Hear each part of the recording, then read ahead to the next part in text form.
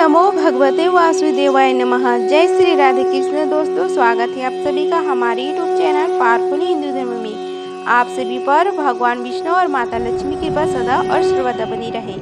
आज हम आप सभी को सावन मास पूजा विधि, कथा तथा एकादशी नियम बारे में आप सभी को बताएंगे। आइए जानते हैं कि सावन मास में कामिका एकादशी व्रत कब रखा जाएगा।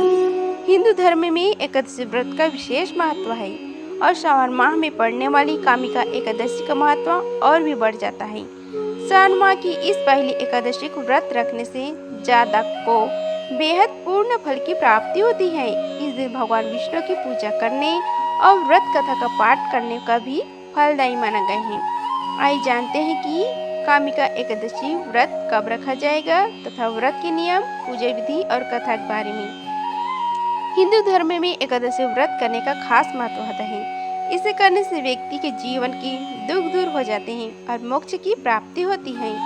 वहीं सावन में पड़ने वाली एकादशी का अधिक महत्व बताया गया है, जिसे कामिका एकादशी के नाम से जाना जाता है। सावन माह की कृष्ण पक्ष की एकादशी तिथि के दिन कामिका एकादशी व्रत रखा जाता है। 21 तारीख को सोमवार को कामिका एकादशी व्रत रखा जाएगा। वही द्वादशी तिथि 22 तारीख मंगलवार को सुबह 7:06 तक रहेगी। ऐसे में सुबह 7 बजे तक व्रत का पारण कर लेना सबसे उत्तम रहेगा। कामिका एकादशी व्रत रखने से जातक को भगवान विष्णु का आशीर्वाद प्राप्त होता है। आइए आप जानते हैं इसकी पूजा विधि के बारे में। इस व्रत को रखने से एक दिन पहले जातक को चावल का त्याग कर देना चाहिए और अगले दिन सुबह जल्दी उठकर स्नान करें। इसके साथ साफ वस्त्रों का धारण करें। माना जाता है कि कामिका एकादशी के दिन किसी पवित्र नदी में स्नान करना सबसे उत्तम होता है। अगर ऐसे संभव न हो तो आप स्नान के पानी में थोड़ा सा गंगा जल मिलाकर नहा सकती हैं। इसके बाद पूजा घर में पीले रंग का आसन बिछाएं और उस पर भगवान विष्णु की तस्वीर या माता लक्ष्मी की तस्वीर स्थापित करें।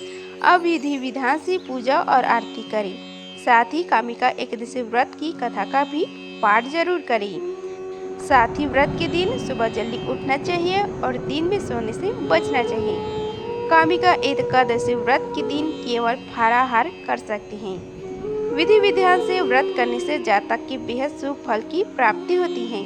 इस दिन भगवान विष्णु और माता लक्ष्मी की पूजा अवश्य करनी चाहिए। ऐसे करने से उनकी विशेष कृपा जातक पर बनी रहती है और जीवन में सुख तथा समृद्धि बनी रहती है। आइए अब हम सभी मिलकर कामिका एकादशी व्रत की कथा का श्रवण करते हैं। बोलो श्री गणेश भगवान की जय। श्री भगवान विष्णु की जय। कुंती पुत्र धर्मराज युधिष्ठिर कहने लगे कि हे भगवान, आषाढ़ शुक्ल देवशनि एकादशी तथा चतुर्मास के महात्म्य मैंने भली प्रकार से सुना। अब कृपा करके श्रवण कृष्ण की एकादशी का क्या नाम है सो बताइए। श्री भगवान कहने लगी कि हे युधिष्ठिर, इस एकादशी की कथा एक समय स्वयं ब्रह्म जी ने देवर्षि नारद से कही थी, वही मैं तुमसे कहता हूँ। श्री नारद जी ने ब्रह्म जी से पूछा था कि हे पितामह, श्रावण मास की कृष्ण पक्ष की एकादशी की कथा सुनने की मेरी इच्छा है। उसका क्या नाम है, क्या विधि है और उसका महात्म्य क्या है, सो कृपा करके कहिए। श्री नारद जी के वचन सुनकर ब्रह्म जी ने कहा कि हे नारद, लोगों के हित के लिए तुमने बहुत सुंदर प्रश्न किया। श्रावण मास की कृष्ण एकादशी का नाम कामिका है। उसके सुनने मात्र से ही वाजपेयी यज्ञ का फल मिलता है। इस दिन शंख, चक्र, गदाधारी विष्णु भगवान का पूजन होता है, जिसके नाम श्रीधर, हरि, विष्णु, माधव, मधुसूदन है। उनकी पूजा करने से जो फल मिलता है सो उसे सुनो। जो फल गंगा, काशी, नवशरण्य और पुष्कर स्नान से मिलता है वो विष्णु भगवान की पूजन से मिलता है। जो फल सूर्य व चंद्र ग्रहण पर कुरुक्षेत्र और काशी में स्नान करने से, समुद्र वन सहित पृथ्वी दान करने से, सिंह राशि के बृहस्पति में गोदावरी और गंडकी नदी में स्नान करने पर भी प्राप्त नहीं होता, वह भगवान विष्णु के पूजन से मिलता है। जो मनुष्य श्रवण में भगवान का पूजन करते हैं उनसे देवता देवता, गंधर्व और सूर्य आदि सब पूजते हैं। अतः पापों से डरने वाले मनुष्य को कामिका एकादशी का व्रत और विष्णु भगवान का पूजन अवश्य करना चाहिए। पाप रूपी कीचड़ में फंसे हुए और संसार रूपी समुद्र में डूबे हुए मनुष्य के लिए इस एकादशी का व्रत और भगवान विष्णु का पूजन अत्यंत आवश्यक है। इससे बढ़कर पापों के नाश का कोई उपाय नहीं है। हे नारद, स्वयं भगवान ने यही कहा है कि कामिका व्रत से जीव कोई योनि को प्राप्त नहीं होता। जो मनुष्य इस एकादशी के दिन भक्ति पूर्वक तुलसी दल भगवान विष्णु को अर्पण करते हैं, वे इस संसार के समस्त पापों से दूर रहते हैं। भगवान विष्णु रत्न, मोती, मणि तथा आभूषण आदि से इतने प्रसन्न नहीं होते जितने तुलसी दल से हैं। तुलसी दल भगवान का फल 4 भार चांदी और 1 भार स्वर्ण के दान के बराबर होता है।